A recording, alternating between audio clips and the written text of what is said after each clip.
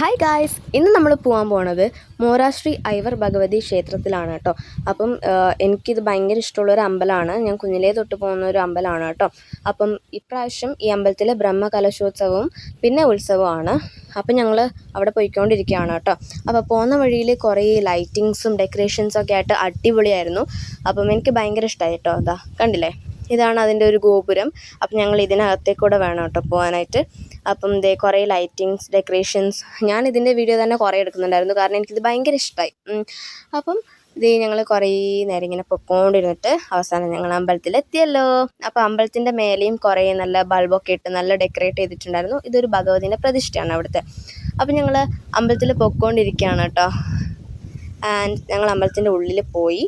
അപ്പം അവിടെ എനിക്ക് ഈ ഡെക്കറേഷൻസൊക്കെ ഭയങ്കര ഇഷ്ടമായി കേട്ടോ. ആൻഡ് ഇനി നമ്മൾ അമ്പലത്തിൻ്റെ അകത്തേക്ക് പോയി. നമ്മൾ തൊഴുതതിന് ശേഷം നമുക്ക് അവിടെ സീറ്റ് കിട്ടിയിട്ടോ ഇരിക്കാനായിട്ട്. പിന്നെ അവിടെ കുറേ പക്കമേളത്തിൻ്റെ ആൾക്കാർ ഇങ്ങനെ വായിക്കുന്നുണ്ടായിരുന്നു. അത് കേട്ടുകൊണ്ടിരിക്കാൻ തന്നെ നല്ല രസമായിരുന്നു കേട്ടോ. അടിപൊളിയായിരുന്നു. കുറച്ച് നേരം വെയിറ്റ് ചെയ്യുന്നതിന് ശേഷം നമ്മുടെ തെയ്യം വന്നിട്ടുണ്ട്. പ്രത്യേകിച്ച് ഇപ്പം നമ്മുടെ കണ്ണൂരും കാസർഗോഡൊക്കെ അല്ലേ ഈ തെയ്യത്തിനൊക്കെ ഭയങ്കര ഇമ്പോർട്ടൻസ് അല്ലേ. ഇപ്പം തെക്ക് ആ ഒരു റീജിയനിൽ പോയി കഴിഞ്ഞാൽ കുറേ ക്ഷേത്രവും അമ്പലങ്ങളാണ്. ഓക്കെ, അപ്പോൾ ഇത് കാഴ്ച വരാനായിട്ടുണ്ട്. കാഴ്ച വന്നു ഗായ്സ്,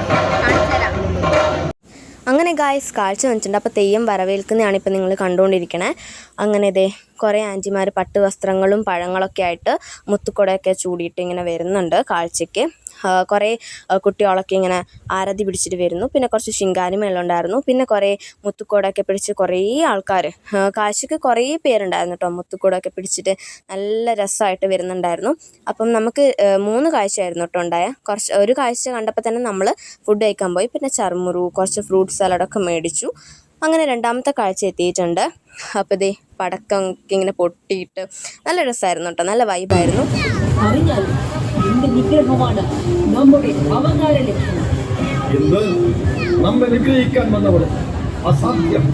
അസാധ്യമായ കാര്യങ്ങൾ പുലപ്പാതിരിക്കും. നാം ത്രിലോക ചക്രവർത്തിയായ മഹിഷാസുരനാണ്.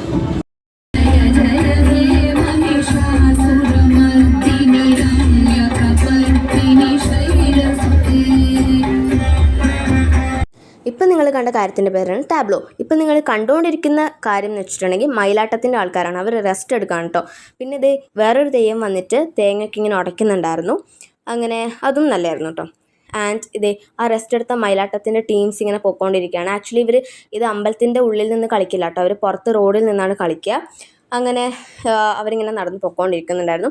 പിന്നെ കുറേ ദൈവങ്ങളുടെ ഇങ്ങനെ രൂപങ്ങളിങ്ങനെ വരുന്നുണ്ടായിരുന്നു. അപ്പം ഇവരൊക്കെ ഇങ്ങനെ ടാറ്റ പറയുന്നുണ്ട്. അത് ആരോടാണ്? എൻ്റെ അനിയത്തിയോടാണ് കേട്ടോ.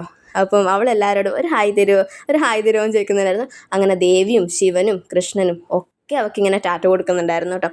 അപ്പോൾ അതൊക്കെ നല്ല മൊമെൻറ്റ്സ് ആയിരുന്നു. പിന്നെ നമ്മൾ കരകാട്ടത്തിൻ്റെ കുറേ ആൾക്കാർ വരുന്നുണ്ടായിരുന്നു. അപ്പം അതിനൊക്കെ ഭയങ്കര വെയിറ്റ് ആയിരുന്നു കേട്ടോ. പിന്നെ കുറച്ച് ഡ്രംസൊക്കെ ഇങ്ങനെ മുട്ടിയിട്ട് വേറെ കുറേ ആൾക്കാർ വരുന്നുണ്ടായിരുന്നു. അപ്പോൾ ഈ കരകാട്ടം പോകുന്ന വഴിക്ക് ഞാനൊന്നിങ്ങനെ തൊട്ട് നോക്കി, നല്ലായിരുന്നു.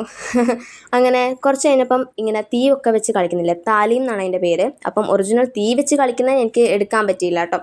ഇപ്പം നമ്മൾ നേരത്തെ കണ്ട ആ കരകാട്ടവും മയിലാട്ടവും ഒക്കെ അവിടുന്ന് അവർ കളിക്കുന്നുണ്ടായിരുന്നു. അങ്ങനെ ഞാനും കുറച്ച് വൈബൊക്കെ ആയത് ചില്ലൊക്കെ ആയിട്ട് ഞാൻ പിന്നെ വീട്ടിലോട്ട് തിരിച്ചു. ഓക്കെ, അപ്പോൾ ഇതാണ് എൻ്റെ കുഞ്ഞു വ്ളോഗ്. അപ്പോൾ എല്ലാവരും സപ്പോർട്ട് ചെയ്യണം. So bye, stay tuned.